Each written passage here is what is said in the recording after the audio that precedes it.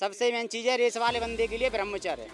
जो ब्रह्मचर्य का पालन करेगा उस बंदे को कोई कहीं नहीं रोक पाएगा। ये मैं बताऊं जैसे कि यानी सबसे ज़्यादा बेस्ट रहती है बंदों के लिए। अगर जो बंदा रनिंग करता है उसके लिए जो हनुमान दंड मारेगा उसका स्टेप सबसे ज़्यादा बेस्ट बनेगा। पहले मैं आपको स्लो मोशन में बताऊंगा। जैसे कि यानी आपको हनुमान दंड में पहले यानी आपको ये पैर है ये यहाँ लाना है, ठीक है, यहाँ लाना है और ये सही डाउन जाना है, ठीक है, फिर यूँ सीधा जाना है, फिर आपको ये पैर यहाँ लाना है। यही तुम्हें फास्टिंग में करनी है। फिर कैसे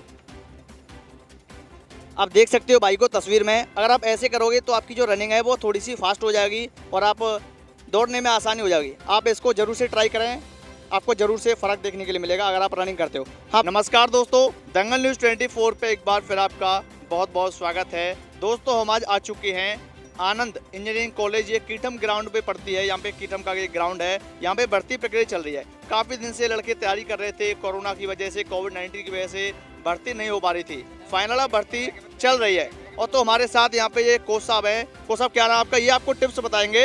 ये तो घर निकल चुके हैं भर्ती में से क्योंकि इनकी लंबाई कम बैठा दी थी, मगर ये आपको ऐसी ऐसी टिप्स बताएंगे। इनका टाइमिंग कितना आपका? मेरी टाइमिंग है 4:35। 4:35 की टाइमिंग है भाई साहब। गोला की मतलब जब रनिंग करते हैं तो जो राउंड होता है उसकी है, रोड पर नहीं है।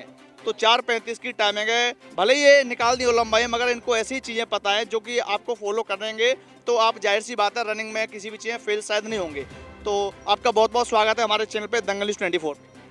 अच्छा, जैसे कि यानी मेरा कहना है कि जैसे लड़के पहले बैच में जैसे यानी स्टार्टिंग फास्ट उठा देती हैं, तो जैसे कि यानी बच्चों का आगे जैसे यानी आगे नंबर आता है भाई लोगों का, तो आगे नंबर आता है तो सबसे पहले आगे वाले बंदे को सबसे मेन चीज़ होता है कि सबसे पहले यानी जो गो बोलते हैं उस पर सबसे ज़्यादा फोकस गो पे ध्यान देना चाहिए कि जिससे कि यानी क्योंकि जो आगे वाला बंदा होता है वो यानी पीछे वाले बंदे उसे सबसे पहले दाबते हैं, क्योंकि पीछे वाले भी स्टार्टिंग फास्ट उठाते हैं।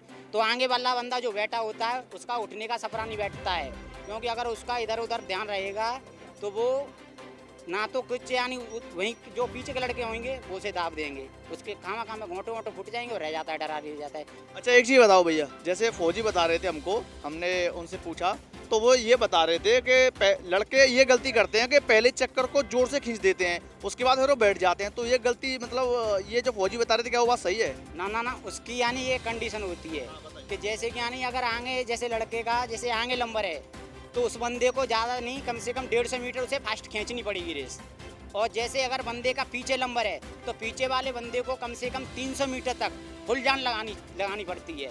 और पर उसे फुल जान लगाने के तरीका होता है जो बच्चे को नहीं पता रहता है। डाउन होके बैठ जाते हैं पहले चक्कर में, अंदर हो जाते हैं। वो किसके कारण हो जाते हैं कि वो पहले चक्कर में अपने जैसे कि यानी वो अपनी स्पीड बनाते तो फास्ट हैं, पर वो अपने जो हाथ हैं वो उन्हें फास्ट चलाना चालू कर देते हैं। अगर इंसान के एक बार को पैर भर जाएंगे तो वो रनिंग पास कर सकता है, अगर ये आपकी कलाई भर गई तो वो रेस पास नहीं कर सकता है, क्योंकि ये कलाई ऐसी होती है कि अगर अपना हाथ नहीं चलेगा तो आप 2 चक्कर दे लोगे, लास्ट 3, चौथे पे आप नहीं जा सकते हो, क्योंकि चौथे आप सभी बच्चों को देखा होगा चौथे चक्कर पे फिनिशिंग में सबसे ज़्यादा हाथ काम देते हैं। तो यही कहना है कि पहले चक्कर को अपने को ऐसे हिसाब से निकालो कि अपना स्पीड भी डाउन ना हो और कम से कम 1:5 का 1:8 का चक्कर जाना चाहिए पहला चक्कर। दूसरा चक्कर किस तरीके से लगाना चाहिए? दूसरा चक्कर यानी कम से कम यानी तुम्हारे दोनों चक्कर कम से कम 2:27 की टाइमिंग का होना चाहिए, 2:27 की।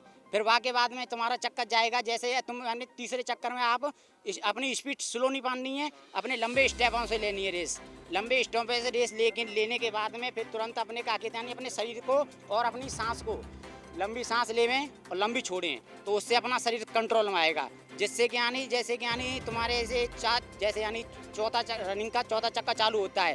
वो मतलब क्या गलती करते हैं? वो गलती ये कर देते हैं कि वो 2 चक्करों में यानी एक स्पीड डाउन 2 ताकत लगा देते हैं। एक स्पीड की ताकत लगाने के बाद में आप बताइए कि यानी कोई तीसरे 2-4 चक्कर एक स्पीड में कोई नहीं निकाल सकता है। हर एक बंदा को यानी 2 चक्कर यानी अपने हिसाब से निकालने चाहिए अपने स्टेपों से, और तीसरे चक्कर में रिलैक्स लेने के बाद में जब चौथे चक्कर में उसे जितना भी यानी कुछ जितना खाया पिया हो वो सब चौथे चक्कर में लगानी है उसे। ये बस होता है बस रनिंग में। ये मैं बताऊं जैसे कि यानी सबसे ज़्यादा बेस्ट रहती है बंदों के लिए, अगर जो बंदा रनिंग करता है उसके लिए जो हनुमान दंड मारेगा उसका स्टेप सबसे ज़्यादा बेस्ट बनेगा। सबसे ज़्यादा रहती है हनुमान दंड, जो बंदों को पता हो वो हनुमान दंड मारना चालू करते हैं, उससे हनुमान दंड। बताइए करके बताइए। हाँ आप देख सकते हो आप देख सकते हो तस्वीर में, ये हमारे भाई हैं, कोच साहब हैं। ये नहीं बनाना नहीं है, आप बना मत उतारिए, अब इस तरीके से बताइए। हाँ बताइए बताइए, आप बताइए। चलो पहले मैं आपको स्लो मौसम में बताऊंगा। जैसे कि यानी आपको हनुमान दंड में पहले यानी आपको ये पैर है, ये यहाँ लाना है, ठीक है, यहाँ लाना है और ये सही डाउन जाना है, ठीक है, फिर यूँ सीधा जाना है, फिर आपको ये पैर यहाँ लाना है। यही तुम्हें फास्टिंग में करनी है। फिर कैसे? आप देख सकते हो भाई को तस्वीर में, अगर आप ऐसे करोगे तो आपकी जो रनिंग है वो थोड़ी सी फास्ट हो जाएगी और आप दौड़ने में आसानी हो जाएगी। आप इसको ज़रूर से ट्राई करें, आपको ज़रूर से फ़र्क देखने के लिए मिलेगा अगर आप रनिंग करते हो। सबसे ज़्यादा रनिंग में अपने दूध लें, दूध में बढ़िया देसी घी हो तो 2 चम्मच घी डाल के उसे पिएं। अच्छा, बहुत सी जगह पे लड़के सिटी में करते तो वहाँ पे कहाँ से आया देसी घी, बताओ।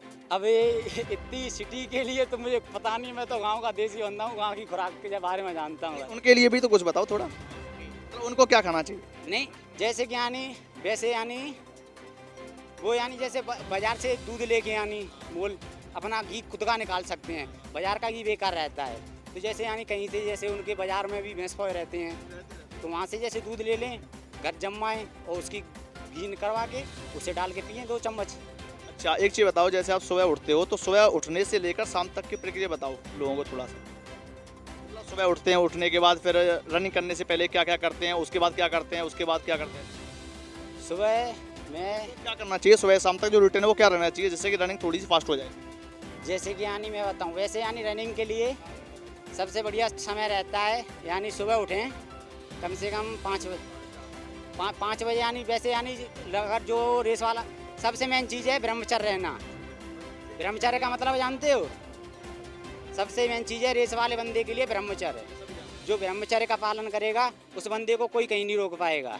सबसे मेन चीज़ होता है ब्रह्मचर्य का पालन करना। वो ब्रह्मचर्य करेगा तो उसे सबसे पहले यानी उसे कम से कम 4 बजे जगना पड़ेगा ब्रह्मचर्य वाले आदमी को।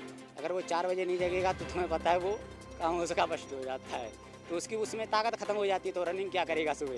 4 बजे तो वो जग गया अगला बंदा कोई भी, ये भाई हमारा 4 बजे जग गया, फिर उसके बाद क्या क्या करे वो? 4 बजे जगने के बाद में उसे कम से कम जैसे टाइम मिलता है अपने लेटरिन फैटरिन करने के बाद फ्रेश हो जाए। फ्रेश होने के बाद कम से कम उसे अगर टाइम मिल जाए तो कम से कम 20 मिनट या 30 मिनट अपनी सांस का योगा जरूर करना चाहिए। जैसे कि यानी कोई भी सांस का योगा लोगों को पता रहता है।